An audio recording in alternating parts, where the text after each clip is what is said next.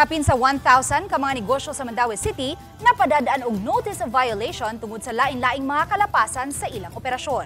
Ang report ni Nico Sereno. Aron masigurong nakatuman sa tanang mga palisiya ug lagda sa negosyo, subsub ang gihimong inspection sa mga business establishments sa syudad. Kapin sa 5,000 na ka mga negosyo ang nainspeksyon sa pagkakaron.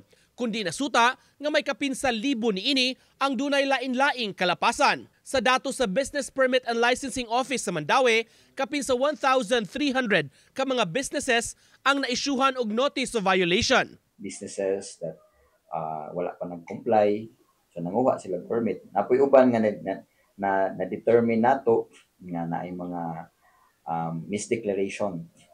Like dili mao ang ilang gi-declare initially sa ilahang application or na-expand sila but wala nila i-declare na sila warehousing, na sila wholesaling. Dunay kapin sa 16,000 ka mga negosyo nga nag-operate sa Mandaue City. We have tripled our inspection sa for the past months lang.